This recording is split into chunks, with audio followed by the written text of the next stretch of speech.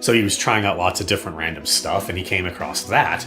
And he also, like, he's more of a nerd. Well, more of a, like, a kind of, anime, Japanese kind of nerd. Yeah. Than other people. And so he found out about the game and tried it out, showed it to me one time when he was visiting from Arizona, and I was like, yeah, this is really cool. I especially liked that, the shmup, the first iteration that's a lot like Galaga, because I really love Galaga. Mm-hmm. Although, like I say, the sequel is just fucking... I really love the way they did the sequel. But, he showed it to me, and I was like, oh, that's pretty cool. And then I was at Pink Gorilla semi-recently, and I looked at the wall of DS games, and aside from a bunch of other DS games I wanted, they had it. And I was just like, well, shit, it's like $15. I'm not buying it. Oh, wow, yeah, that's really good. Yeah, like, the price was low because it's not a desired game. That's actually... it's pretty interesting in regards to video games. There's very few games that are expensive entirely because of being, like, super rare.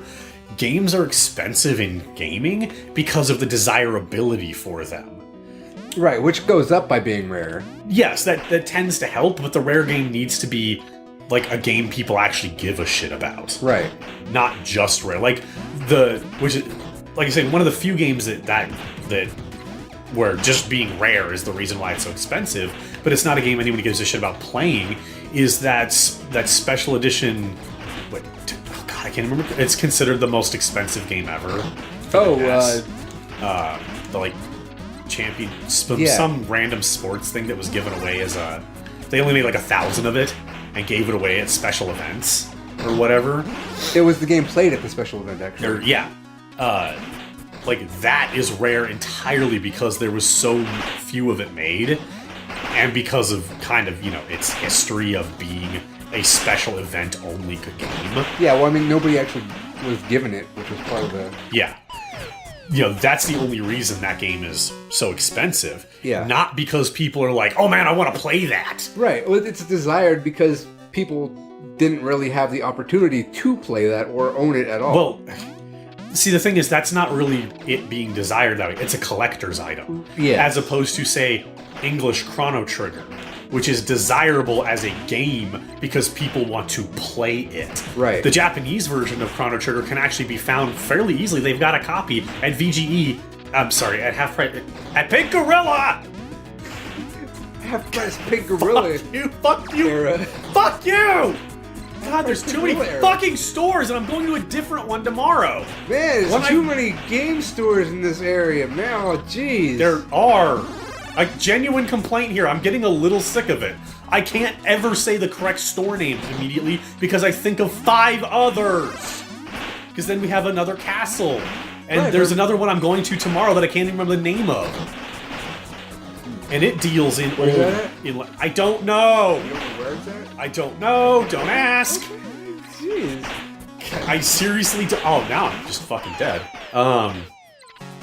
No, they have a copy of Japanese Chrono Trigger in its box at Pink Gorilla for like $30. Nothing. But that's because the Japanese version is not considered desirable in America because people actually want to play it. Right. And it's an RPG, they want to be able to read it. Well, there were more Japanese copies made, too. That, too, yes. No, it comes into play where it always comes into play partially that the amount of copies made is part of it.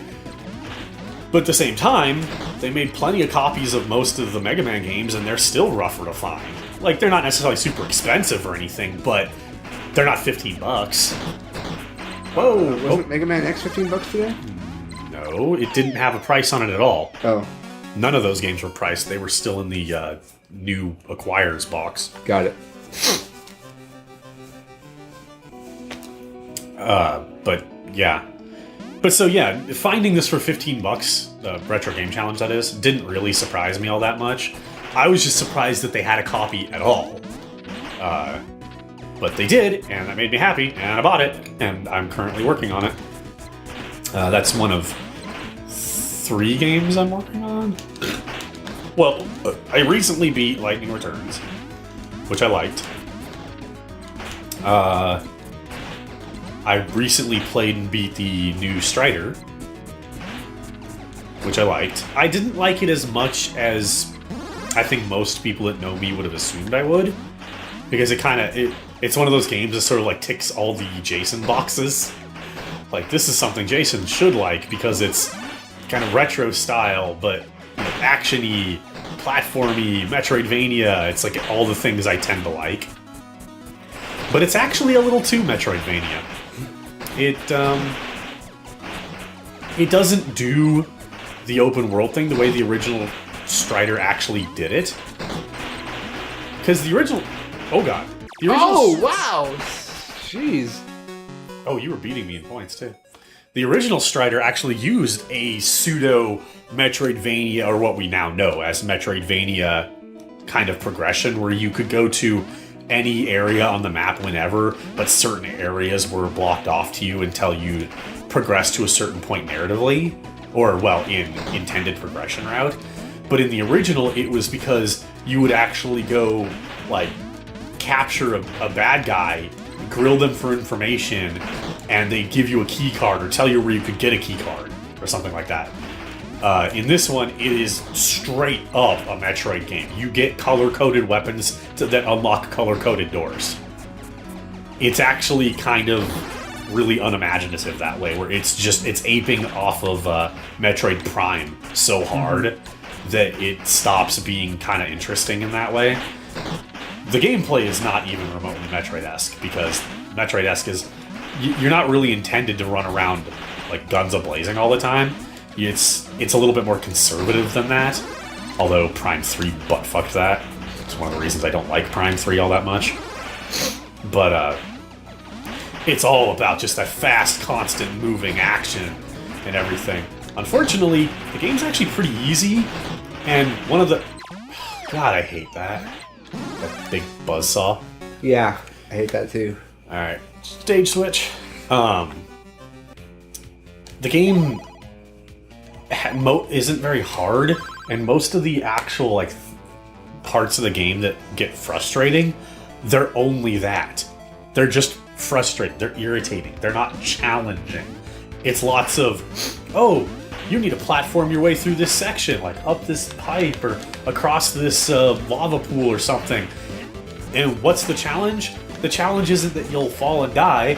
The challenge is that we're just going to keep knocking you back to the beginning with missiles. And it's just irritating. It's not that you're dying and game overing. It's literally just, haha, start over. Haha, start over. Haha, start over. I only died twice. Oh, well, okay, no, more than twice. I died to 2 separate bosses. I didn't die anywhere in the platforming segments. Mm-hmm. And with the bosses, it was more like... Not that the bosses were luck-based, they weren't, but they were using irritation attack patterns. Yeah. Like the first one that ever actually killed me, basically just did shmup style fill the room with bullets. Yeah. And it was like, okay, this is virtually impossible to avoid all of them, and you don't have any invincibility when you're hit. Yeah. So if you get knocked down because you were in midair, while you're laying on your back and doing your standing up animation, you're constantly taking more hits. And that was just like the only reason I actually died. Whoa! Whoa! Holy... Yeah! So much... Ow! Fucking... Yay! God damn it! I was like about to Tetris myself out. But all in all, for $15 for a brand new game, I cannot argue with the new Strider. It was good. It was fun. And Strider himself is a badass. No, well, I don't just mean, oh, here's a ninja, he's Strider, he's just badass on product. No, I mean, he actually is a genuine badass in the game. He doesn't talk much, he doesn't banter with the villains, he just gets shit done, like a real fucking ninja. I mean, isn't that how the character's always been? Maybe, I'm not really sure. Pretty much all his previous games are so old that they exist in a time before they would have wasted much time on giving the character dialogue. Well, yeah. As such, I can't really say that was the intention. Maybe it was the intention, but if that wasn't the intention, but they want people to believe it was just because they never had the ability to give him a lot of dialogue. But it's not just that either. It was the way he did talk when he did as well. And, like, the way he handled villains. Oh boy. When a boss fight would occur, and the bosses are always constantly talking a bunch of shit. They're gonna kill you, you have no chance to survive, make your time. All that sort of thing. Yeah. And Strider would just look him right in the eye. I'm gonna kill you now. You beat them. Are you done talking? Yeah, pretty much. It was just a, shut up and fight me. And then when you beat them, he doesn't give any victory speech, he just kills them. And I fucking love it. Cool. Yeah, I fucking love that. One boss in particular, whoops, that was my bad. I killed myself. He kills them with an in-game ability.